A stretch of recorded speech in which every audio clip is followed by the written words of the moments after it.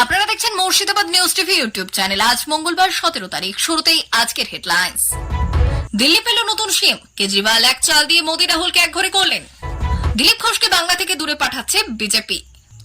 সন্দীপতিত এবার এই চারজনকে ডেকে পাঠালো সিবিআই। আজিকর কাণ্ডে তোলপাড় করা মোড়। এবার গ্রেফতার হতে পারেন বিনীত গোয়েল। শোরগোল ছড়াচ্ছে গোটা রাজ্য জুড়ে। হরিয়ানা নির্বাচন, বিজেপির বিশাল হার। এই মুহূর্তের বিগ ব্রেকিং। বড় সিদ্ধান্ত নিলেন মুখ্যমন্ত্রী। দরকারি জেল থেকে সরকার চালান, কিন্তু পদত্যাগ করবেন না, মমতাকে বিশেষ বার্তা। দিদিকে কুকথা বললে মহিলারা কোমরে কাপড় বাঁধুন, তারপর কি করতে হবে বুঝিয়ে দিলেন টিএমসি নেত্রী। ডাক্তারদের হুঁশিয়ারি রাজ্যের মন্ত্রীর। আসছি বিস্তারিত খবরে। নতুন দিল্লি। মদ কেলেঙ্কারি মামলায় জেল থেকে মুক্তির পর অরবিন্দ কেজরিওয়াল সিএম পদ থেকে পদত্যাগের ঘোষণা করেছেন।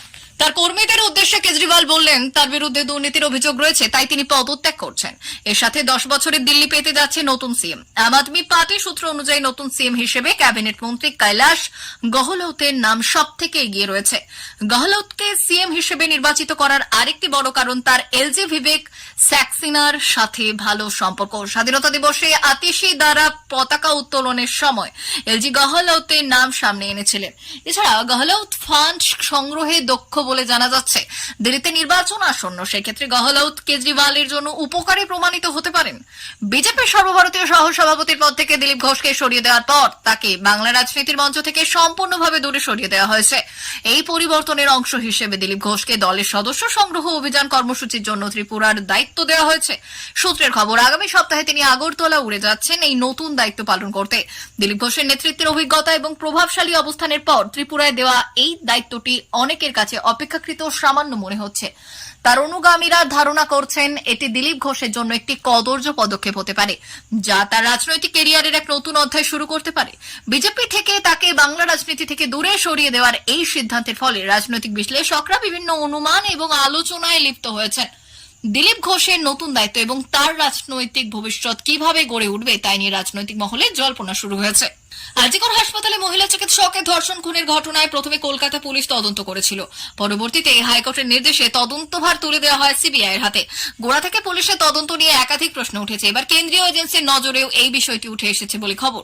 সিবিআই সূত্রে জানা যাচ্ছে পুলিশ অফিসারদের একাংশ কেন্দ্রীয় সংস্থার গোয়েন্দাদের সম্পূর্ণ ভুল পথে চালিত করেছে। তারও প্রমাণের গরমিল করেছেন বলে অভিযোগ।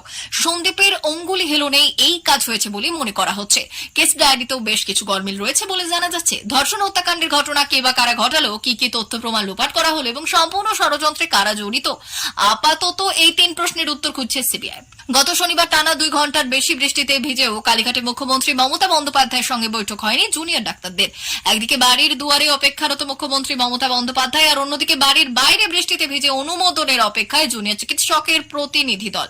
কিন্তু আন্দোলনকারী জুনিয়র ডাক্তারদের দাবি কার্যত ঘাট ধাক্কা দিয়ে বের করে দেওয়া হয়েছে তাদের। বৈঠক ভেস্তে যাওয়ায় কার্যত ভেঙে পড়েছেন জুনিয়র ডাক্তাররা।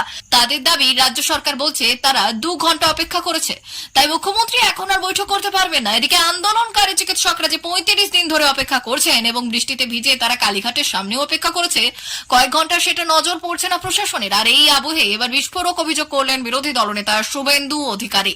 প্রশাসনের তরফ থেকে এই দিন বৈঠক না হওয়ার কারণ হিসেবে তিনি বলে বসলেন টালা থানার প্রাক্তন ওসি অভিজিৎ মণ্ডলের গ্রেপ্তারি। সোশ্যাল মিডিয়া পোস্টে চন্দ্রিমা ভট্টাচার্য, মুখ্য সচিব মানেজ পন্থ এবং চিকিৎসকদের কথাবার্তার ভিডিও প্রকাশ করে শুভেন্দু অধিকারী লেখেন, মুখ্যমন্ত্রী এবং জুনিয়র ডাক্তারদের মধ্যে বৈঠক বাতিলের আসল কারণ হল টালা থানার ওসি এবং আরজি করের প্রাক্তন অধ্যক্ষ সন্দীপ ঘোষ আরজি কর কাণ্ডে ধর্ষণ ও হত্যা মামলায় গ্রেপ্তার।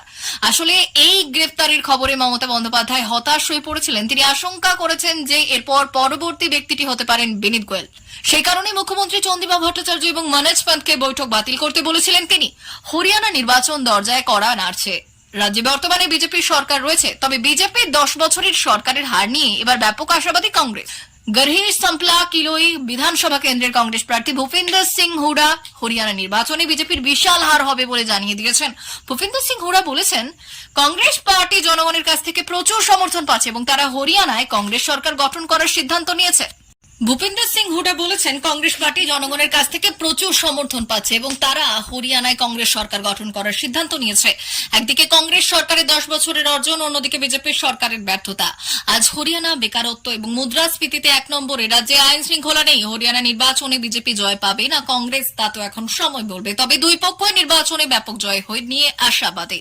পশ্চিমবঙ্গের মুখ্যমন্ত্রী মমতা বন্দ্যোপাধ্যায় একটি গুরুত্বপূর্ণ সিদ্ধান্ত গ্রহণ করেছেন, যার ফলে রাজ্যের সমস্ত মেডিকেল কলেজের রোগী কল্যাণ সমিতি ভেঙে দেওয়া হয়েছে। জুনিয়র ডাক্তারদের দাবি মেনে মুখ্যমন্ত্রী জানিয়েছেন যে রাজ্য সরকার নতুন করে রোগী কল্যাণ সমিতি গঠন করবে। এই সমিতিগুলির নেতৃত্বে সংশ্লিষ্ট হাসপাতালের অধ্যক্ষকে রাখা হবে এবং জুনিয়র ডাক্তারদেরও অন্তর্ভুক্ত করা হবে।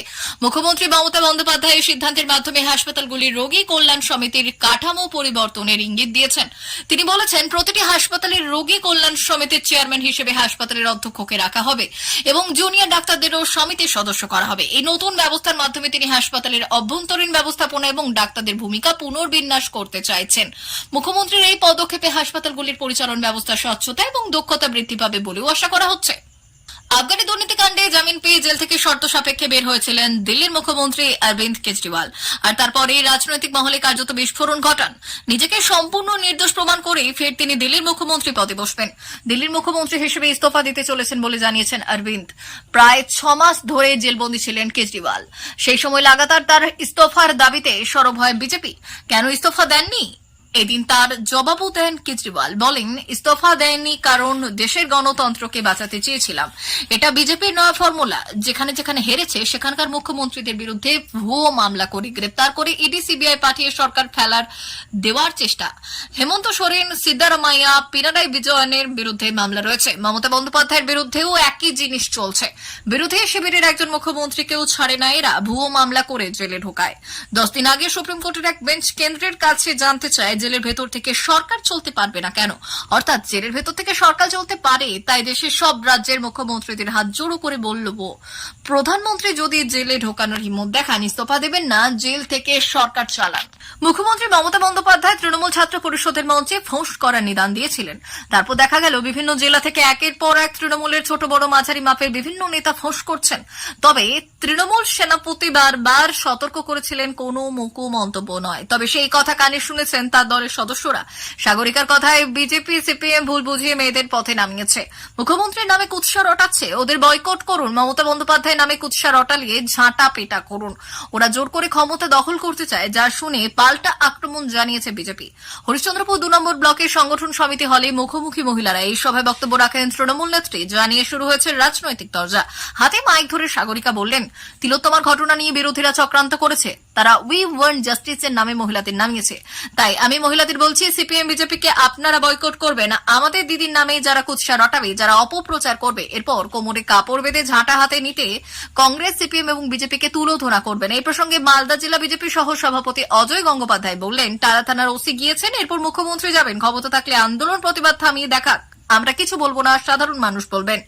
আজিকর কাণ্ডের পরিপ্রেক্ষিতে রাজ্যের গ্রন্থাগার মন্ত্রী সিদ্দিকুল্লাহ চৌধুরী জুনিয়র ডাক্তারদের বিরুদ্ধে তীব্র হুঁশিয়ারি দিয়েছেন। মন্ত্রী বলেছেন, এবার বিষয়টা সত্যি বাড়াবাড়ি হয়ে যাচ্ছে, এটা সঠিক নয়। ডাক্তাররা মুখ্যমন্ত্রীকে সম্মান না করেই চলেছেন। যদি তারা কাজ করতে না চান, তাহলে সরকারি মাইনে নিচ্ছেন কেন? মাইনে তো ভালোই পাচ্ছেন, তাহলে পরিষেবা বন্ধ রাখা কেন?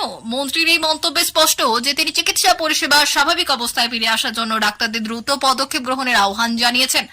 মন্ত্রী সিদ্দিকুল্লাহ চৌধুরীর এই হুঁশিয়ারির পর রাজ্যে স্বাস্থ্যসেবা পরিস্থিতি আরও তীব্র আকার ধারণ করছে। জুনিয়র ডাক্তারদের আন্দোলনের কারণে স্বাস্থ্য মন্ত্রণালয় ও সাধারণ মানুষ উভয়ই বিপাকে পড়েছেন। সিদ্দিকুল্লাহ চৌধুরী পরিষেবা প্রদান করতে ব্যর্থ হলে কঠোর ব্যবস্থা নেওয়ায় বিষয়ে সতর্ক করেছেন এবং ডাক্তারদের দায়িত্ববোধের কথা স্মরণ করিয়ে দিয়েছেন। তিনি উল্লেখ করেছেন, স্বাস্থ্যসেবা একটি মৌলিক অধিকার এবং এর ক্ষতি হলে তা সামগ্রিকভাবে জনগণের ওপর বিরূপ প্রভাব ফেলবে। রাজ্য সরকারের পক্ষ থেকে এই ধরনের হুঁশিয়ারি পরিস্থিতি দ্রুত সমাধানের জন্য চাপ সৃষ্টি করছে। তীব্র আন্দোলনের প্রেক্ষাপটে মন্ত্রীর হুঁশিয়ারি ডাক্তারদের জন্য একটি স্পষ্ট বার্তা দিতে কাজ করবে, যা তাদের আন্দোলন এবং বিক্ষোভকে পুনর্বিবেচনার দিকে পরিচালিত করতে পারে।